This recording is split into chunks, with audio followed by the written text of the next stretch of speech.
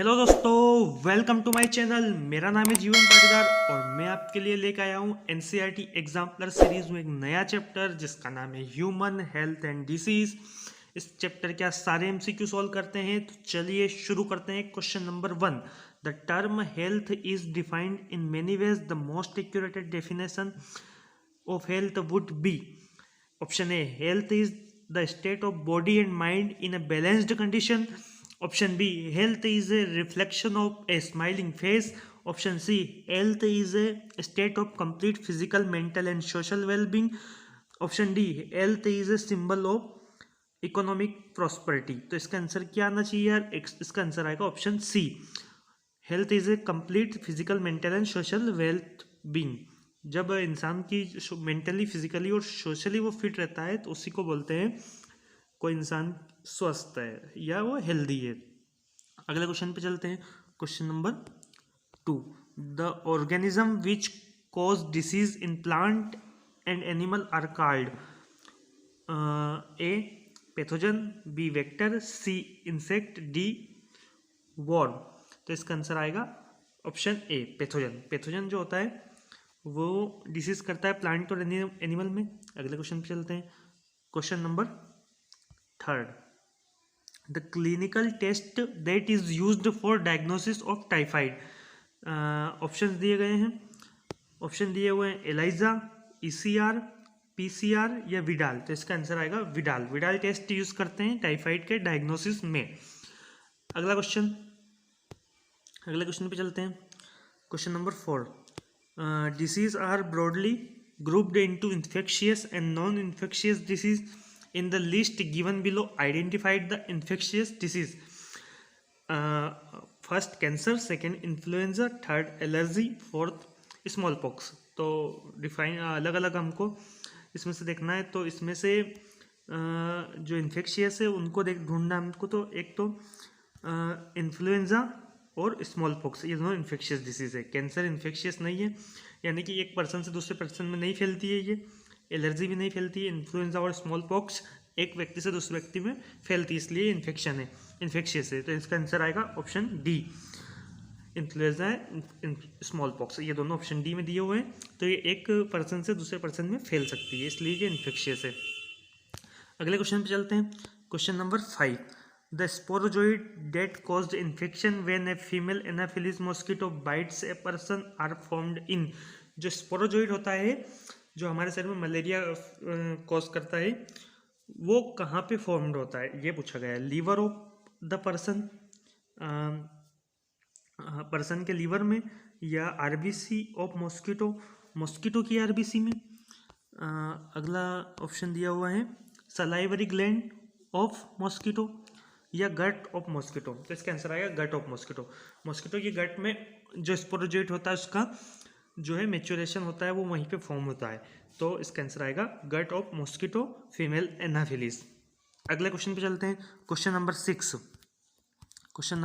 6, the disease chikungunya is transmitted by. Chikungunya disease को कौन transmit करता है? House fly, aedes mosquito, cockroach या फीमेल एनाफिलिस। इसका आंसर आएगा एडिस मॉस्किटो। एडिस मॉस्किटो से चिकनगुनिया फैलता है। एनाफिलिस तो जो है मलेरिया के लिए मलेरिया फैलाती है। हाउस फ्लाई से भी बहुत सारी डिसीज होती है, लेकिन चिकनगुनिया नहीं आएगा यहाँ पे, कॉकरोच भी नहीं आएगा। तो एडिस मॉस्किटो। अगले क्वेश्चन पे चलते हैं। Question number 7, many disease can be diagnosed bye observing the symptom in the patients. Which group of symptom are indicated of pneumonia? Pneumonia के सिम्टम्स का ग्रुप हमको चूज करना है इसमें से। ऑप्शन है difficulty in respiration, fever, chills, cough, headache. Option B constipation, abdominal pain, cramps, blood clots. Option C nasal conjunction and discharge, cough, constipation, headache. Option D high fever, weakness, stomach pen, loss of hepatitis and constipation. तो इसका answer आना चाहिए यार option A, this is difficulty in respiration, fever, chills, cough and headache. ये सारे symptoms जो होते हैं वो निमोनिया के हैं। अगले क्वेश्चन पे चलते हैं। Question number 8, cancer causing genes are called.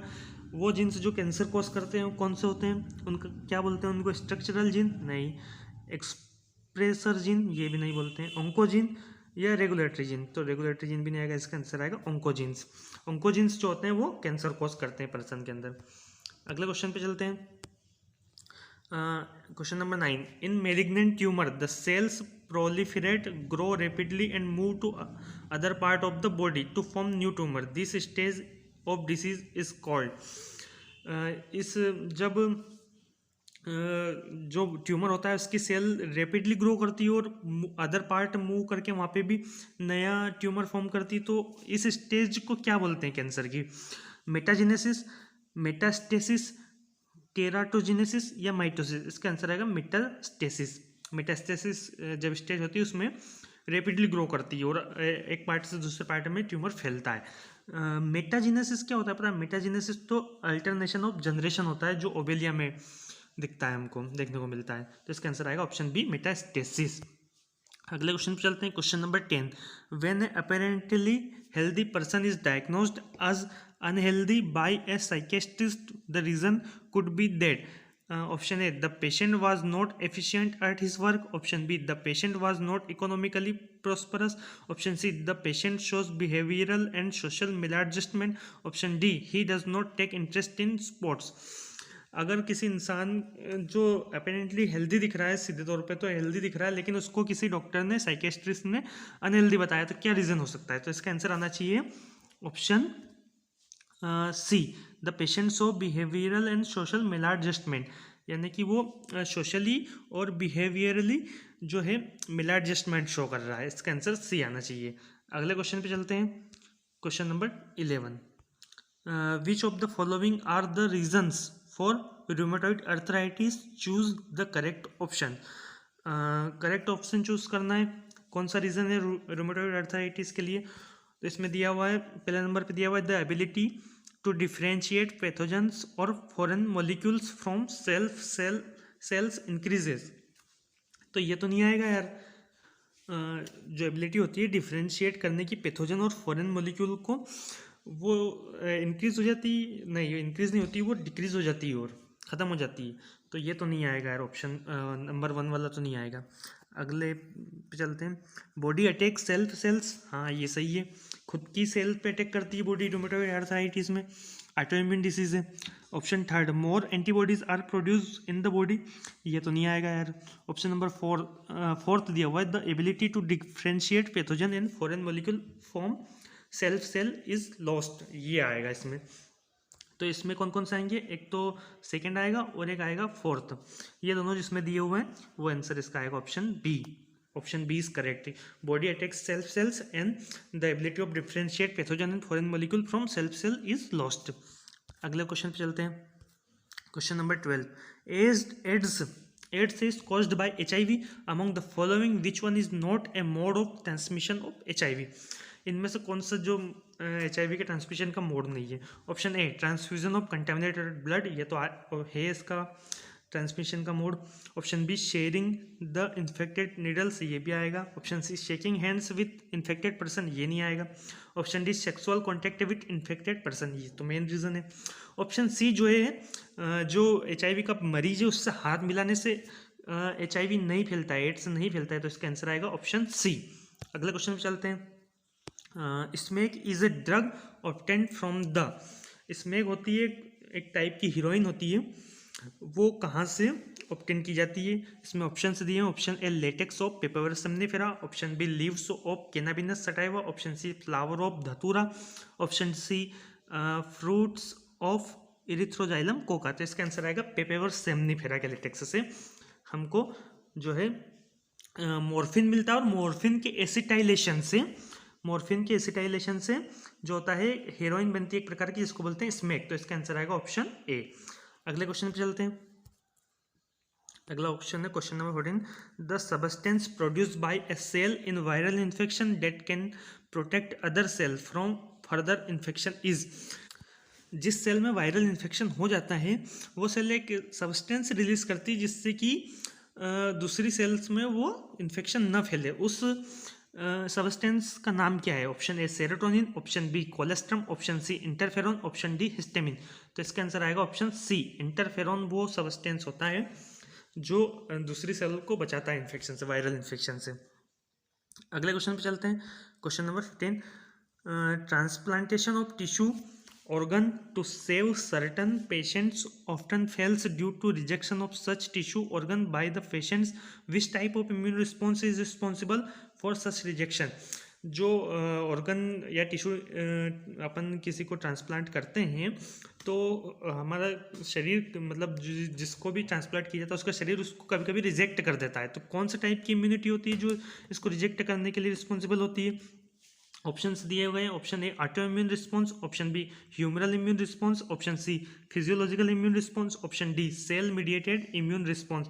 तो इसका आंसर आएगा option D, cell mediated immune response होता है इसके लिए रिस्पॉन्सिबल होता है, जो कि रिजेक्ट कर देता है ट्रांसप्लांट को। और जो सेल मीडिएटेड इम्यून रिस्पॉन्स होता है वो टी लिम्फोसाइट जो प्रोवाइड करती है हमारे शरीर को सेल मीडिएटेड इम्यून रिस्पॉन्स, जो कि रिस्पॉन्सिबल है। अगले क्वेश्चन पे चलते हैं। Question number 16, antibodies present in colostrum which protect the new born from certain disease is of.